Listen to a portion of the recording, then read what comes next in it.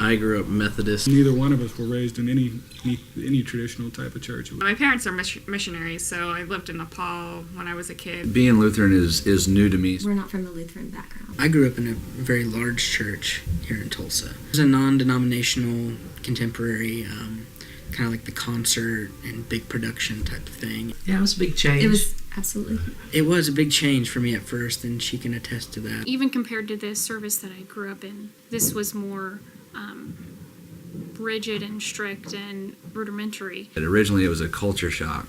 It is a foreign language, and the church has its own language.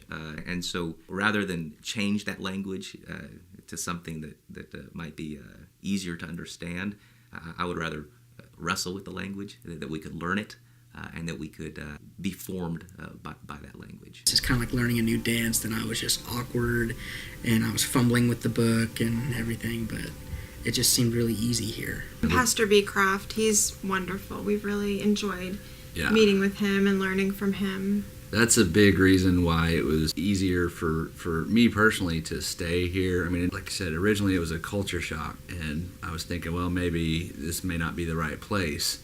And then once you talk to him, and he just explains things, and it's calm in a way that you can understand it, he's just a nice guy. It relaxes you, and you just think, okay, maybe this is where I need to be. Yeah, it certainly is a challenge, and the Christian faith is a challenge.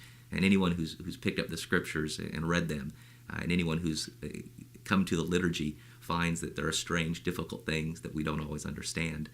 And yet the Christian faith is to always go deeper into our understanding, because it takes us deeper into our knowledge of who our God is and what he has given us. What we found appealing about this church was the way they don't market to you. They don't try to be trendy and follow the latest church trends, but they just do what has been done for hundreds and hundreds of years, and it just has a deeper meaning to us.